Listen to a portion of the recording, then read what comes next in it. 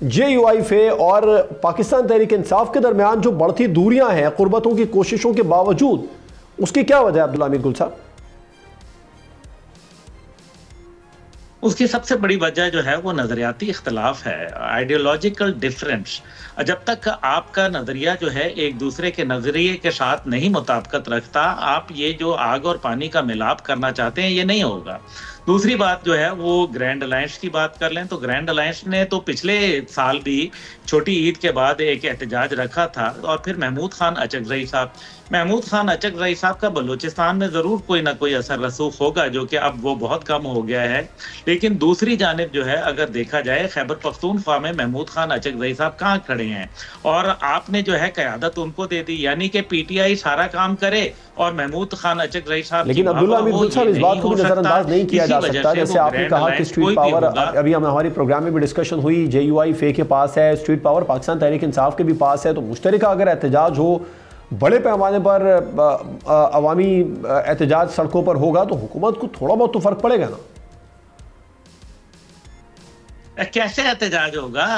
پہلی بات یہ ہے کہ علی امین گنڈا پور DI خان سے جو ہے وہ بیٹھے ہوں گے، مولانا فضل الرحمان کی ناک کے نیچے جو ہے وہ دھواں دے رہے ہوں گے، اور ساتھ وہ خیبر پختونخوا کے وزیر اعلیٰ ہوں گے، اور آپ سمجھیں گے کہ مولانا فضل الرحمان جو ہے وہ ان کو جوائن کر لیں گے؟ سوال ہی نہیں پیدا ہوتا، ہو ہی نہیں سکتا، یہ پاسبل نہیں ہے۔ اس وجہ سے مولانا فضل الرحمان کبھی بھی علی امین گنڈا پور کی موجودگی میں کسی بھی قسم کا تعاون PTI کے ساتھ نہیں کریں گے، اور یہی وجہ ہے کہ آج تک مولانا فضل الرحمان صاحب کو رام کرنے کی جتنی بھی کوششیں تھیں وہ کامیاب نہیں ہو سکیں۔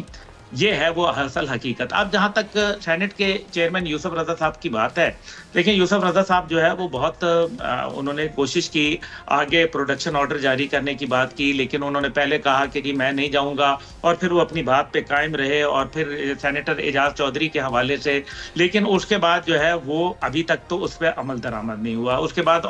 عباس بپی صاحب کا معاملہ آیا تو وہ پھر پیش بھی ہو گئے اور سینٹ کے اندر آ بھی گئے ان کے پروڈکشن آرڈر، اور پھر یوسف رضا صاحب جو ہے واپس آ گئے۔ یعنی کہ یوسف رضا صاحب جو ہے انہوں نے کوئی ایک راستہ تلاش کرنا تھا جس کے اندر جو اپنی ایک انہوں نے بات تو کہہ دی تھی، جذبہ میرے خیال میں جوش خطابت میں یا جو بھی جذبات میں آ کے، پھر ان کو یہ احساس ہوا کہ نہیں یہ معاملہ ایسے نہیں چلے گا۔ دیکھیں جب معاملات ریاست سے جڑ جائیں اور ریاست کی جو ایک سالمیت کے اوپر جو ہے ایک خطرہ منڈلا رہا ہو، تو پھر ریاست کو کچھ کڑوے گھونٹ پینے پڑتے ہیں، اور پھر معاملات کو سمجھنا چاہیے۔ سیاستدانوں کا کام یہی ہوتا ہے کہ وہ درمیانی راستہ نکالیں، لیکن انفارچونیٹلی سیاستدان جو ہے درمیانی راستہ اس لیے نہیں نکال پا رہے کیونکہ PTI اور پیپلز پارٹی کے اندر دوریاں موجود ہیں، اسی طریقے سے دیگر جماعتوں کے اندر دوریاں موجود ہیں۔ خود مولانا فضل الرحمان اور مسلم لیگ میں جو ہے وہ PTI کے لیے کوئی خاص اچھے جذبات نہیں ہیں، کیونکہ PTI نے کسی کی عزت، کسی کی ناموس، کسی کا خیال جو ہے وہ نہیں رکھا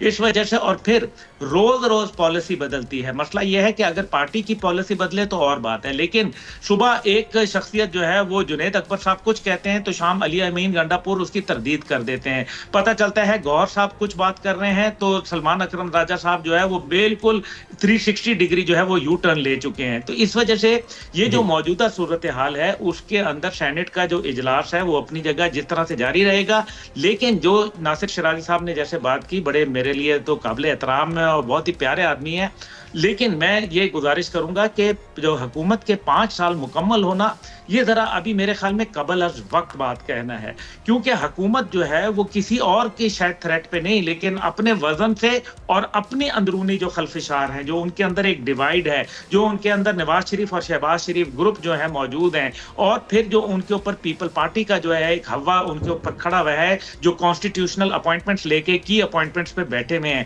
میرے خیال میں یہ وہ تمام وجوہات ہیں جن کی بنیاد کے اوپر جو وفاق کی حکومت ہے اس کا 5 سال حکومت کرنا ذرا مشکل کام ہو۔